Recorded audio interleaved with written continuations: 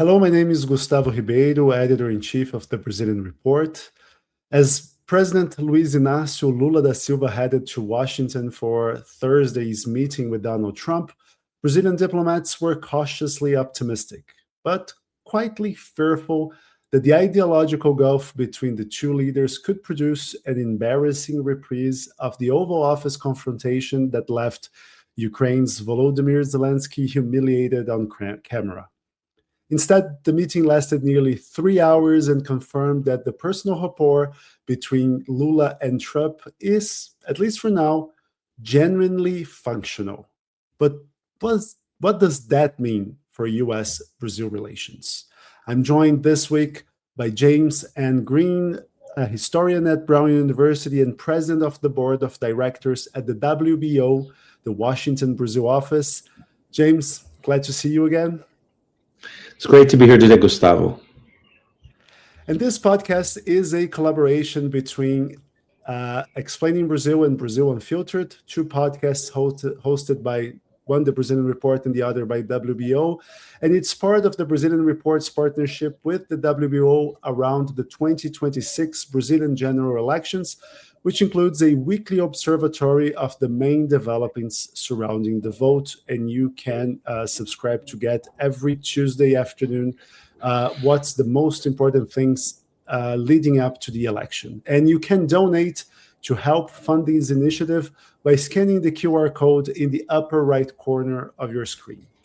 James, without any further ado, let's talk about the Trump-Lula meeting. And it was unusual in many ways, especially the way it was set up. It was set up in a very hush-hush way. Nobody was willing to confirm it until the last minute. I think we only got confirmation from the White House on Wednesday evening, or Tuesday evening, I'm sorry. How do you see this meeting, the way it was set up? It was not a formal state visit. It was just a working meeting. Lula went to the U.S. and got back in just around 24 hours. So how did you see the whole thing? Well, I don't have any contacts within Itamaraty or the State Department to know exactly what was the behind-the-scenes organization of this meeting. But it seems from the outside that Itamaraty was the Ministry of Foreign Relations was very, very smart. They really wanted to avoid some embarrassing moment in the White House. They, for example, insisted that press conference be after the meeting. Didn't happen in the way that we would normally see it happening between President Trump and President Lula. But then Lula gave I think, a very interesting press conference at the embassy afterward to talk about the meeting. And he avoided the possibility of Trump saying any crazy thing in public. And he also dominated the narrative because he went into detail about what was discussed there. So I think it was a very successful encounter between two countries in which the president of the United States is really sharply, aggressively against Brazil in many ways because of his alliance with Eduardo Bolsonaro and supporting Flávio Bolsonaro. But I think Lula handled it really well. I think it was a very successful visit. Yes, I do agree with you that it was a very successful photo op, and especially because in Brazil, we see the far right trying to leverage electorally their proximity to Donald Trump, and then Lula saying that they do not hold the monopoly of good relations with Trump. However, I would like to say that the meeting did not yield a joint declaration. There was no breakthrough on tariffs. There was no resolution in the Section 301 trade investigation that the Trump administration has opened against Brazil. And this investigation goes into a wide array of things, from unfair trade practices to payment systems. And we talked about this a couple of weeks ago. But these investigations, depending on its outcome, could bring some punishing tariffs for Brazil. So, there was a lot that Lula brought from Washington, but there was also a lot that still is hanging, a lot of unanswered questions about where this relationship is going on. And one thing that I would like to ask you about, because you mentioned the press conference that the Brazilian government held at the Brazilian embassy in Washington, and Lula seemed very laid back and almost defiant in the way that he never confrontational, but defiant in the way that he was talking about the meeting, saying like, I told Trump he should smile more instead of frowning all the time. How do you see, especially because you live in the U.S. and you follow closely the Trump administration, how do you see this playing out in Washington, the way that Lula was talking about Trump? So Lula is very charismatic and he's very charming, and he obviously knows how to play Trump. It took a long time for the leaders of the world in 25 to figure out what the world to do with this crazy man in the White House, who changes his mind every day, has no consistency, bases many things on his own damaged ego as a immature child still in a 80-year-old man's body. And so Lula figured out, this guy is reactionary. He's against most of the vision that the current Brazilian government has, and to a certain extent, many other administrations in the past. So what are we going to do? We're going to keep him happy and charmed and satisfied, and we're going to hard negotiate around certain questions, and we're going to talk about them. The proposal he made that within 30 days, let's get together and let's have a discussion about how we can deal with the issue of organized crime internationally to avoid the possibility of the United States using this as a pretext, as they did in Venezuela, for some aggressive actions towards Brazil. He was just brilliant about that. He knows how to play this guy. And I was really surprised at how successful he was at the United Nations when, within that short interaction, which now I understand Itamaraty allowed to take place. They tried to make it happen. He found all of Trump's vulnerabilities and played them very well. And he maintained Brazil's positions on international neutrality and multilateralism, and not having a punitive tariffs against the country. I think it was extremely successful. That he didn't achieve anything concretely, how could you with a man who doesn't know what he believes about anything, and changes it daily? And also consider, he's in real serious trouble with the war in Iran, desperately trying to get out of it. And so I'm imagining he's spending a lot more time thinking about that, and his ballroom, which is the other thing he's constantly obsessed about. So I think it was a very successful meeting that the Brazilians figured out how to do in the best way, and affirm publicly that there should be no interference of the U.S. government in the Brazilian elections. That was discussed in the press conference, and Lula reiterated that. I don't think that Trump agrees to that. I think he will try to interfere in the Brazilian elections, but at least there's a very clear public statement around that. And as you point out, it really breaks the discourse of the far right saying that they have the monopoly on access to the White House, to Trump. And if Flavio Bolsonaro is not elected, Brazil will be punished by Trump over the last 2 years of his mandate. So I think it was really well done. And as you said, Lula needs some good publicity because he has suffered some defeats within the Congress recently. So parabéns, Brazil. Parabéns, Lula. No, and one thing that I want to point out, and I think it's important in this Lula-Trump relationship, is how we see the different styles of Lula when he's talking to a domestic audience and when he's talking to an international audience. Since January the 3rd, when the U.S. removed Maduro from Caracas and brought him to prosecute him in New York City, Brazil and Lula have been adamantly critical of the U.S. operation in Venezuela. Lula at the time said that the U.S. had crossed an impossible line. But we have seen the Brazilian stance changing that, especially when Lula knows he has international ears listening to him. For instance, he said time and again, and he repeated that on Thursday, when he said that he hopes that Delcy Rodriguez, Maduro's successor, will figure out how to manage Venezuela and how to bring Venezuela out of the slump. he has, when asked point blank if he thinks that Venezuela should hold elections in the near future, he said that this is Venezuela's problem. And then we see the vice president, Geraldo Alckmin, who is a sort of Jiminy Cricket of the administration,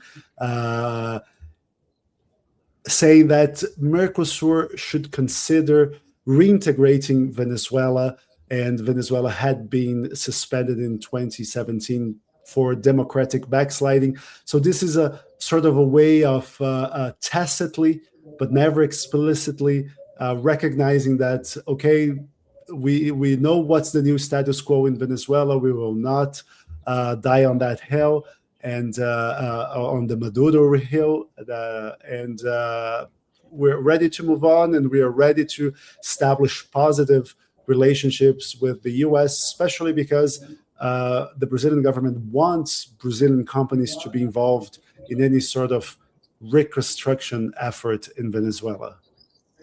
And also, he was very clear about wanting U.S. investment in Brazil, and also I think was brilliant about the way he talks about rare minerals, the rare earth materials, because he very clear that we have no problem of people having access to them to the extent that it doesn't damage the tradition in Brazil of exporting minerals and agro projects and not getting anything in return other than just money exchange, to be able to really develop the industry in Brazil itself. And I think that's a correct position. It is true that I think the dynamic would have been different if there had been a press conference with the two of them there. I think Lula was very diplomatic in his meeting, and he does emphasize a more certain discourse of nationalism in his speeches in Brazil, to a large extent, making sure that his base supports him and understands, but also building on a sentiment of nationalism in the country against very aggressive positions of the Trump administration in the last year against Brazil. So, I think this strengthens him domestically. I think it strengthens him internationally. And if it can keep Trump at bay and out of Brazil's hair, that's already a tremendous victory that many countries are not managing to do. So again, congratulations, Lula, for having pulled that off. It's not easy to work with this crazy man. And he seemingly did it very well. Now, again, what will happen? Who knows? Because Trump could do anything tomorrow. He could turn on Lula and listen to Eduardo Bolsonaro through Steve Bannon and come up with some crazy idea and insist on it, defending the immediate pardoning of Bolsonaro, or insisting on other kinds of tariffs, et cetera, et cetera. But I think Brazil left this meeting unharmed and actually got points in the international arena and domestically for it.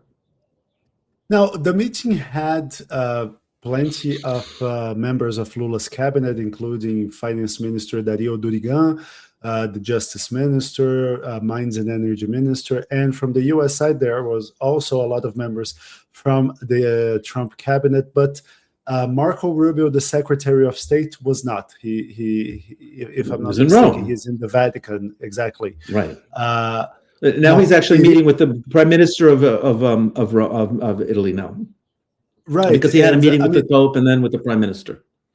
And it is a coincidental absence, because this was a meeting set up very quickly, and it was not in either Brasilia or Washington's plans last week.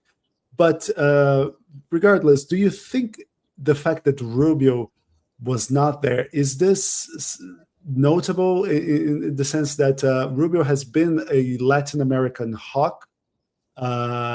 He has been very critical of Lula, so the fact that he was not there was also one of the things that made a fruitful meeting be possible. Right, because again, I wasn't in this closed-door meeting. I can only imagine. I would love to have been a fly on the wall to see what happened, but I'm sure Lula steered Trump away from issues that might have been problematic, and was able to do that, and didn't have the attack dog of J.D. Vance. It was basically an attack dog used to do that. And what he did to Zelensky in the White House was horrible, criticizing the fact that he wasn't wearing a suit and tie, and really it was designed to be an ambush to make Ukraine feel very vulnerable. And so I don't know, but I'm assuming these were part of the calculations of Itamaraty, of the Ministry of Foreign Relations. Let's do this time. This was when the opportunity opened. Let's go for it. Let's have a closed meeting. Lula, let's make sure that Lula gets a good message out afterward. Now, why Marco Rubio wasn't there? So on Monday, I think it was Monday, this week, Marco Rubio had a press conference at the White House. He was loving it. He was defending very articulately the U.S. foreign policy towards Iran, but also talking about Latin America and really enjoying getting questions. He went on. And then 2 hours later, Trump reversed everything that Rubio had been defending. And it's clear that Trump hadn't consulted with Rubio before in doing that regarding the war in Iran and putting a blockade, opening a blockade, closing a blockade. And Rubio is also a person with no principles, because if you recall, he called Trump a Hitler in 2016. Trump insulted him and his family, and he's a minister because he wants to be president. So he doesn't care what he has to suffer under Trump. But Trump, I'm not sure that he might not have been there because of that. Trump Hitler, right? Sorry, yeah, he called him a Hitler, and I mean, okay, he's no longer a Hitler. What happened? Did he have a transformation? And the Republicans have zero principles in this regard. They're all interested in having access to power and staying in power. That's all, and making money. And so Rubio, I don't know. I don't know why he wasn't there. I don't know if this was because of a conscious exclusion of him or because he had an agenda. He is the head of national security and the Secretary of State. So he's a little busy theoretically. And there is a very important war going on with alleged negotiations happening between Iran and the United States through Pakistan. So maybe he was working on the negotiations and didn't have time to step up there. Now, clearly in his press conference at the White House, Rubio he didn't back down at all around his aggression towards Cuba and desiring to have a regime change in Cuba. And I think if people in Latin America are concerned about the possibility of a regime change in Cuba, the war in Iran is acting as a shield against that, because I think it'll be much harder for Trump to try to do something overt in Cuba after this disastrous war in Iran. And I think Trump's biggest problem now is how to get out of it while saving face. And it's going to be hard for him to do that. So I think, Trump is on the defensive and got him at a good moment. And I think that's just only good for Brazil, keeping him at bay, keeping him happy, taking a deep breath, and just hoping we can survive the next 2 years and I don't know how many months of the Trump administration. Right. But talking about Cuba, one thing that is interesting is that on the same day that he hosted Lula, the State Department unrolled more sanctions on Cuba, including on Gaeza, which is a very powerful military-controlled company that has control over very different sectors, and it's central to the way that the regime in Havana controls everything in the economy.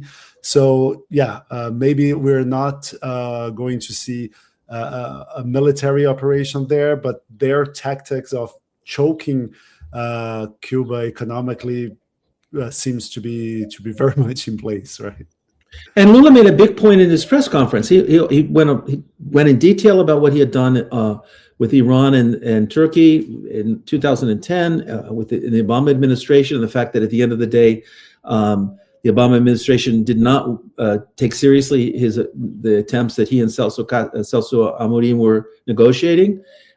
He also made it very clear that it would be important for the United States to have dialogue with Cuba as opposed to aggression, and offered his assistance in any way. He also offered that assistance for Iran as well.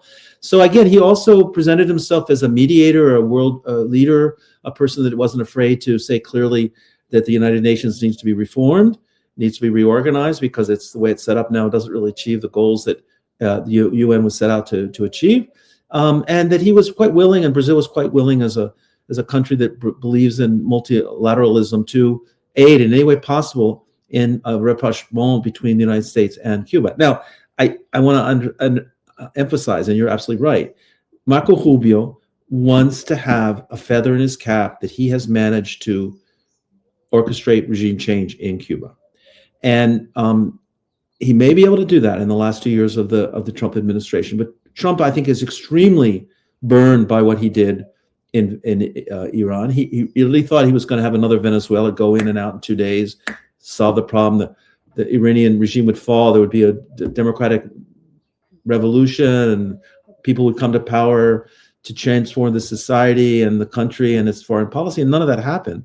And so he really has been burned by that. And I think it's causing a tremendous split in his his base. There's large sectors of people who are very adamant supporters who are now in opposition to Trump among the hard right, especially influencers and podcasters. So he really has a problem. And all the polls indicate that he's going to lose badly in the November elections. And it's going to weaken his position because he won't have control of the House, and maybe he'll even lose the Senate.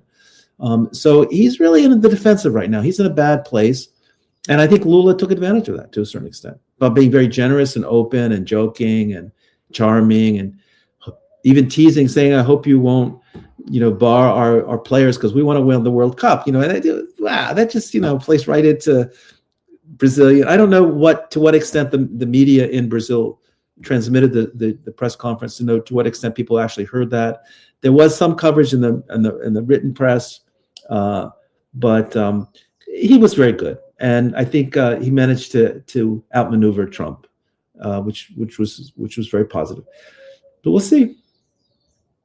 Now, one thing that I found for me particularly important, among all the things that Lula said, and I think it's not something that only the Americans should pay close attention to, but also European countries, is the fact that Lula said that this China's massive economic footprint in Brazil is not because Brazil prefers China ideologically or anything, but it's in large part the result of a retreat from the U.S., and I would add from European countries as well. And I think this is something that we have talked to many of our readers and many of our consultancy customers in the Brazilian report, is that this massive Chinese influence that we see in Brazil is because they are filling up a gap that has been left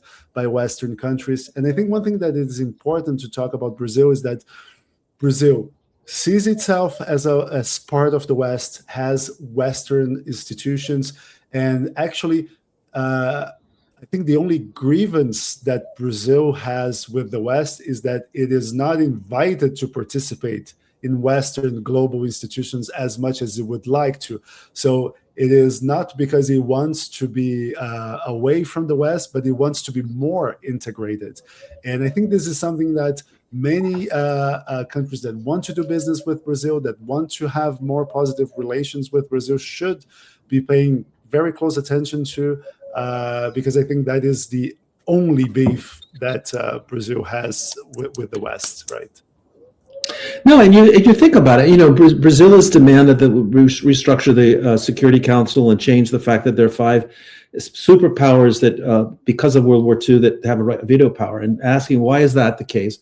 And if you think of who's excluded, Germany and Japan, because they defeated in World War II, so they couldn't be immediately part of the power core at the United Nations. But think of other countries that might join, and Brazil is really the best candidate besides Germany and Japan in terms of its economy, its size, its wealth, its dynamic. And it really is embedded in Western tradition, and it really does try to be a democracy. I think one of the challenges Brazil has actually is that for strategic reasons it's built, or maybe tactical reasons, it's built an alliance with the BRICS, which ironically was a concept for investment and became a geopolitical bloc. But in fact, the BRICS now expanded. There are very few countries there that are really democratic. I wouldn't consider China, Russia, or Iran as democratic nations at all. Saudi Arabia, so Brazil is, I mean, the list goes on and on. And as you expand it beyond the original 5 or 6, it's South Africa and Brazil India, hard to call it a democracy, but it's a formal democracy, even though it's an authoritarian democracy at this point. You have Nigeria, but the rest of the countries are horrible.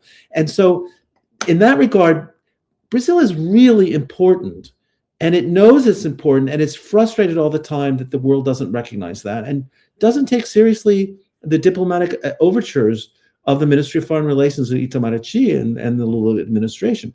So I think that Lula is trying to break through that boycott and that way in which there is really a reticence of these five core powers from opening the United Nations to other players. But Brazil deserves that.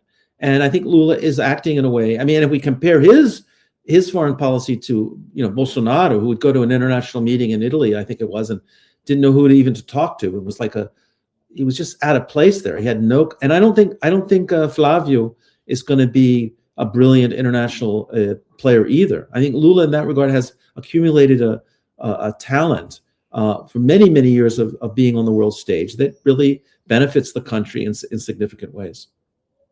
And I mean, I think many people in Brazil would say, and I think with a lot of reason, that in this term, Lula has paid a lot of attention to international politics, sometimes to the detriment of domestic politics. But bringing the discussion here to Brazil, I think Thursday was an excellent day for Lula in many regards, because as he was preparing to go to the White House to meet with Trump, the federal police was knocking on the door of Senator Ciro Nogueira, who is really a very important power broker in Brasilia. Ciro Nogueira is the chairman of the Progressives Party that we call PP in Brazil, which holds one of the largest benches in the House and the Senate, and which is part. And it's nothing progressive. There's nothing progressive about it either. Right? Exactly, and names mean nothing. Exactly, and I mean, it is in a party federation with the União Brasil right-wing party, and the federation is called Progressive Union. And like you said, they're not progressives, but they're also not united. So, and Ciro Nogueira was considered at one point as a possible running mate for Flávio Bolsonaro, and now he is at the center of the Banco Master scandal. And we have talked a little bit about Banco Master. So long story short, this is the biggest banking fraud in Brazilian history, but also has spread around as an institutional crisis. Banco Master had suspected relations with organized crime and money laundering networks that also serve criminal entities. It had many sketchy ties with people in the Supreme Court and all branches of government. And now this may be a thread that really pulls the political world into the Banco Master scandal. So far, the lightning rod of Fleck was the Supreme Court, and now this is shifting to Congress. And it was the Supreme Court justices, including Alexandre de Moraes, who is allegedly involved in dubious transactions, who really defended democracy and guaranteed it in 2002, 2003. And so it's that is a blow. That is a blow against the Lula administration. On the other hand, at this point, very few directly connected members of the Workers' Party or the core of his broad coalition have been involved in this matter. And so it's really something that's going to affect, I think, as you pointed out, the extreme right in Flávio Bolsonaro's campaign. The discourse over years has been Lula ladrão, Lula is corrupt, Lula is stealing, etc. And I think that there's now possibly going to be a shift in the electoral campaign when it takes off, really pointing to the ways in which the extreme right and people supporting it are incredibly corrupt and involved in using their offices to enrich themselves, their families, and their supporters, their close supporters. So I think it's a very significant turn of events, and it comes right after the kind of a defeat of Lula's Supreme Court nomination that he had been putting off, or he'd been trying to get approved by the Senate, and the Senate did not ratify. The first time in the history of the Senate, or for many, many years, that a nominee of the president, or before that of the emperor, so even the emperor got his way, and this time it didn't happen. And it's very interesting because there was a whole articulation of feminists and the Black movement saying, we want a Black woman. We don't. It's great that he's evangelical. We have nothing against evangelicals, but he's not pro-abortion, and we don't need to put a person on the Supreme Court who is anti-abortion. I mean, we would like to nominate a talented Black woman to really kind of create the diversity within the Supreme Court. That didn't happen. Now it'll be very interesting to see now as Lula comes up with a second nominee, and I hope he will nominate someone this year and get someone approved by the Senate before the elections, because who knows what will happen. That was a big mistake of Trump of Obama not to be able to get more people on the Supreme Court. It was blocked by the Republicans. So this was a defeat for Lula, but it opens an opportunity. Opportunity really, I want you to speak out to sectors of his base who are a little or times frustrated with Lula's domestic work and domestic policies. So we'll see what happens there. Right, but I would say that I don't think it would be politically wise for Lula to do that, because the parts of his coalition who have been fed up with him for not necessarily naming a Black woman to the Supreme Court, they will vote for Lula in October regardless of what happened. But the problem, I think, is that in this Supreme Court nomination that was rejected, I think it reflects the sheer disconnect between the administration and Congress. And I think it could be really dangerous for Lula to try to double down on something that he has not negotiated with the Senate, because I think that this is a minority government in a very conservative Congress. I do think when the nomination was struck down, there were many people saying that this is the death of the coalition-based presidential system that Brazil has been living since the end of the dictatorship. And I actually do not agree with that. I think it's more the reflection of a poorly managed coalition. And I think that covering Brasilia for many years, almost 20 years that I've covered Brazilian politics, I do think that the Workers' Party, the PT, is a very complicated party to be allied with, because, and I remember during the first Lula administrations, many lawmakers would say, well, the problem with them is that they win, we draw, I lose. So they always capitalize on what's good with the government, but they don't share the benefits of what's good with the government. And I think that in this administration in particular, Lula has not shared the cabinet and in a way that would be reasonable in such a problematic, like in such a minority presence that he has in Congress. I don't know if you agree with me, but I think with a more and more powerful Congress, Lula would have had to have entertained those relations in a much more skilled way than I would have expected him to. I would agree that there have been lots of problems in the way that the Workers' Party has articulated its support in Congress with its coalition. I agree with you 100% by that. But think about it. Even people that he brought into the coalition, more conservative parties, they vote against him, and there's no loyalty. There's no notion, I'm in your coalition, therefore in Congress I'm going to vote with the coalition. They do the opposite. So if he had brought more people, even more powerful people and more powerful ministries, I could see that also being a situation in which they would be sabotaging or not supporting that. And so it's been a real problem. I mean, that Lula has, because so many of these political parties of the they're not, they're more, what is it now, 32 political parties in Congress, or is it 28? I always forget. But how many political parties? But I think there are like 20 something in Congress. 28 or 29 Congress. I mean, so many of them are so opportunistic and have no spine or no politics behind them. And they're only interested in being in power. And the MDB is a wonderful example. The Brazilian Democratic Movement, which was the only allowed opposition party during the dictatorship, and at the end of the dictatorship was an important protagonist of democracy, and then became a political party afterwards, which has nothing to do with that its past, and is really all interested in being empowered, to be empowered, to make money, to stay in power and have access to power. So he really has a problem in a country in which most of the political parties don't have ideology or consistency, and are willing only to switch sides at a given at a moment.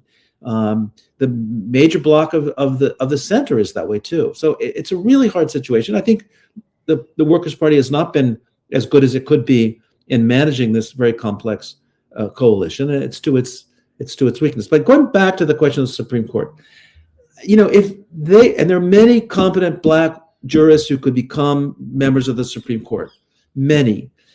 I can't imagine the dynamic of nominating a very articulate, talented Black woman to the Supreme Court, that the opposition, which of course on every point wants to be critical of the current government, could speak against that. And it will really, so it's true, within the mobilized, politicized base of Lula's supporters, people will vote anyway. But that kind of thing mobilizes people, it excites people. There are so many people on the left in Brazil who reluctantly support the Lula government, very frustrated with it because it's not meeting its expectations and feel that it's not doing what it should do. And I think these kinds of actions, which are very symbolic to a certain extent and real in another way, can really mobilize and energize people. Not that they'll vote anyway, but that they'll actually go out and mobilize and get people to do work. Because what I'm seeing in Brazil is a demoralization and a certain kind of morass, a kind of sadness, which was very similar to what happened in 18, when Lula was in prison, and then Haddad was the presidential candidate at the last minute, and people didn't fully understand what was going on and were not really mobilizing.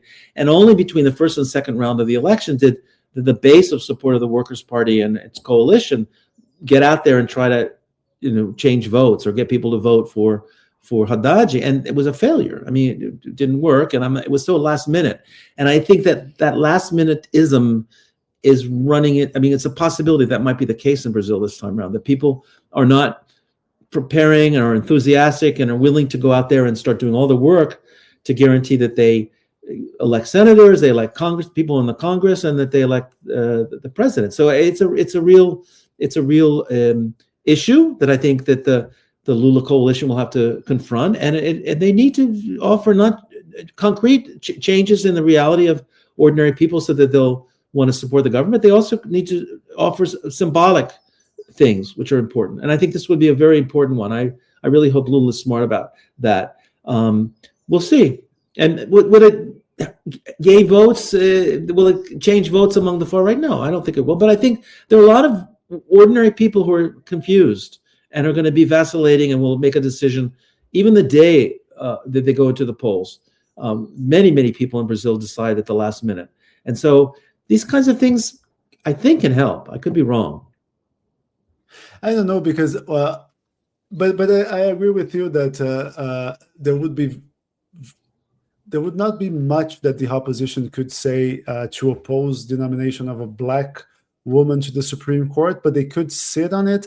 And the problem with the way that the balance of power is in Brasilia right now is that if they try to retaliate, that can really get painful for the government in terms of exploding the budget. And I mean, the budget as is already duct tape as much as possible, so the government will meet its primary result targets. So I think the government is in a precarious position. And I repeat, in a large way, a position it put itself into. I think the fact that Like we mentioned before, Lula has focused way more on the international agenda instead of doing something that he did masterfully in his first 2 terms, which is to host lawmakers in the presidential palace. This is the kind of thing that seems small and petty, but really makes a difference when we're talking about the relationship. But yes, what you said about the transactional nature of many of Brazilian parties, I agree 100%. I just don't think that it contradicts what I said about the coalition management, especially. And to your point, I think one thing that we have seen in Brazil this past decade is the fact that the Congress has increasingly obtained control over the federal budget, which has lowered the costs of being in the opposition. And we have seen that happening and shifting the center of gravity of power in Brasilia from the presidential palace to Congress. We are also seeing that in terms of the legislative agenda.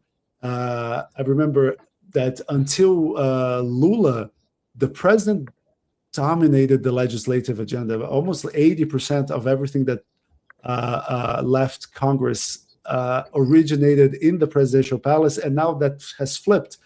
For better or worse, Congress has dominated the legislative agenda, and we're seeing that. Well, they should. I mean, they should, and that is the role of the Congress is to do that. And I think the question is, what kind of Congress do you have? And when you have a Congress which is really interested in itself and not interested in solving social, economic problems in the country, then you'll have the results that you have. So this is a Congress where the majority of people are in power only to make money, to stay in power. It's a good job. It's a really lot of nice side benefits in it, and they're there. And they understand how that can enrich their families, their friends, their church, their whatever. And so this is the problem. It has to do with the ways in which kind of a corruption or a notion is part of the political culture right now. Not to say this doesn't happen in other countries, including the United States. I'm not trying to make comparisons here, but it's a real problem. And it's a problem for people who go to Congress with a real agenda to transform and improve the country, because there's so many people who are not interested in that at all. On the contrary. So, we'll see what Lula does. I think he understands now that the elections are tight, that the polls indicate that Flavio is neck and neck, and he's going to have to, when the campaign starts, do a lot of work to mobilize support, and he needs to do as much as he can to win over the Congress. And I'm assuming he's going to try to do that more. Maybe not. Maybe the thing that really inspired me or impressed me was, Lula is 80, 81 now, I think. And he was really on top of things at the press conference 2 days ago. I was so impressed with how he answered questions and he did that. And I guess he was on top of it coming from the meeting with Trump.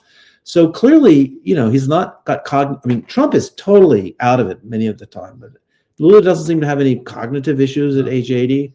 He seems in fairly good health, energetic. And so I think these are all positive things that will at least not harm him as people make arguments about age and we need a new generation. We need someone younger to be in the Palácio Planalto. No, there's so no way they're seeing a Biden episode here. I mean, he continues to be sharp. He continues to work out. And his communication teams goes above and beyond to show him exercising and doing young people.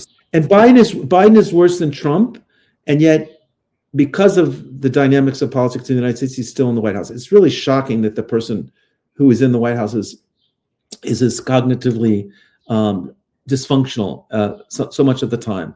There's clearly some problem there, but Lula could also have I don't want this on him. He could have a stroke. Something could change. I think there is an issue in the Workers' Party historically of Lula not guaranteeing another generation of people to replace him. And I think the big question will be, who, if Lula is elected in 4 years, or if he's not, who will be the banner, the person who will lead the center left in 30. It's not clear who that might be. I think Fernando Haddad is doing a very generous thing, leaving the Ministry of Finance and going to be a candidate for the governor of Sao Paulo when it's clear that he won't be elected, but he needs to be there in order to get votes for the national election, the presidential election. And I don't know if that kind of thing burns him as a potential candidate, because he will have not been successful several times in trying to be the governor of Sao Paulo. So the PT has a serious problem there. But Lula seems to be, at this moment, as you pointed out, in good health and mentally very sharp. And that's really important. Right. And I think one thing needs to be said, that this leadership problem, like this change of guard problem that the left has, it has a lot to do with Lula. Lula has killed any attempt of having someone emerging as a possible rival within the left. And now, yes, this is going to be his last election probably. And there's nobody that could come next with a similar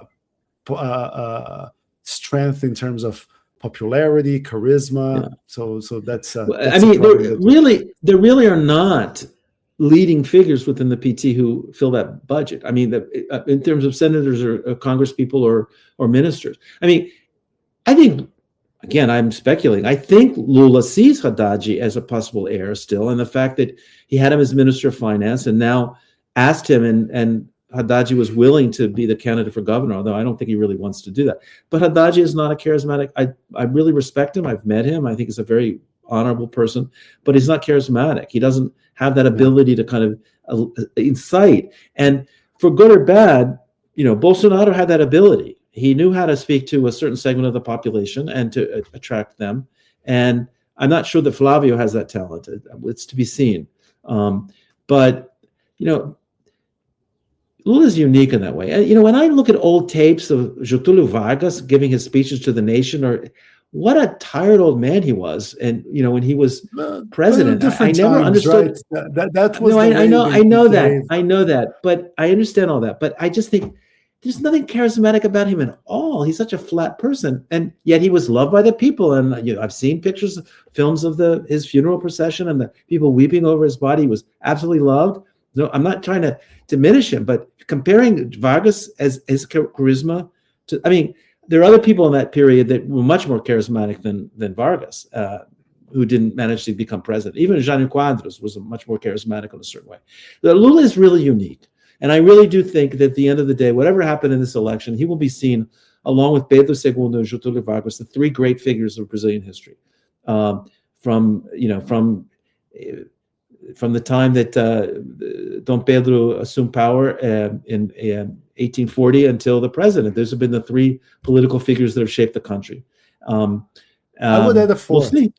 I think we cannot do a pantheon without Fernando Henrique Cardoso, Plano Real. Fernando Henrique Cardoso, listen, he was at my university for 4 years. I was his official chauffeur. I was the director of the Center for Latin American and Caribbean Studies. And when he wanted someone to go out for dinner, I went with him. I paid the bill, or at least the center paid for the bill. I know him well. And I think he was in some ways, a very successful president, but it's not of the same caliber. And I even his charisma is very different. Although he's a very charming person. When I took over the directorship, he had already been there at Brown for 1 year. He came 1 month every year, and I was kind of dreading having to be with him. He was a very charming individually. I enjoyed his company, but it's just different. I think it's different. Although I'm not trying to diminish his and other important figures in Brazilian history who have contributed very much to the health of the country and the economy and its progress. I think there are other people. Kubitschek was another very important person who now the news just brings the fact that the Commission of the Dead and Disappeared have declared that his death in 1976 was actually an assassination and not an accident. But anyway, this is just, we can talk about past presidents of Brazil. I can discuss some of the ones in the First Republic who I think were interesting for the country, but that would be very boring to most people who listen to our podcast. We can do a podcast on the great Brazilian figures in the future. But just if I can say, the importance of curbing the massive inflation that we saw in the 90s. And I remember. Oh, absolutely. No question about that. I agree with you 100%. Plano Real was essential for people's sanity. And there's no question. But there are other things that he did at the same time. Consolidating democracy in Brazil, I think that it showed that we could deliver results within a democratic frame. So, yes, that's why I would put him as the fourth person. There's another reason why I suffered, because I came to Brazil in 94 to do my doctoral research. And it was exactly when the Plano Real was implemented. And I had a scholarship of, I think, $900 a month from UCLA, which was a lot of money at the time. But in Brazil, when the Plano Real became $1 was a real, it was 900 reais, which is what I had from my scholarship. I couldn't even rent an apartment for 900 reais in that year. You thought you would be rich in Brazil. No, I just thought I would be able to survive in Brazil. And if I didn't have two wonderful friends who let me stay in their houses in Rio and Sao Paulo, I couldn't have afforded the year. So I totally acknowledge. The other thing that we have to acknowledge of Cardoso, he initiated affirmative action programs. He initiated a policy within Itamaraty. He promoted what was the core of certain programs that later were nationalized, like the Bolsa Escolar, which he invented, the project that was developed in Brasilia. But no, I won't diminish that. But I think there are other. The balance on Cardoso is, I think, yet to be fully appreciated. We have to maybe have a little bit more distance, as the balance sheet on Lula's time in office is something that we can opine about now, but distance and time might prove us totally wrong. I mean, we might look at this whole process of the years in which the Workers' Party was in power as being very bad for the country at some point. We'll see. As an historian, I always try to analyze the future, the present and the future, but recognize that the way we understand reality is very much based on our current understanding of what we're living at a given moment as we're looking at the past. Well, I think it's a good way to end this episode. James, thank you very much for the always stimulating conversation. I love this conversation with you. It's really wonderful. It gives me such pleasure. The possibility of talking to a very intelligent person about Brazil and trying to keep up with your understanding and knowledge of the country and share my, as many times, very humble analyses of the country and what's going on there. But it's fun, and I really enjoy it. Thank you so much for making this happen. Pleasure is all mine.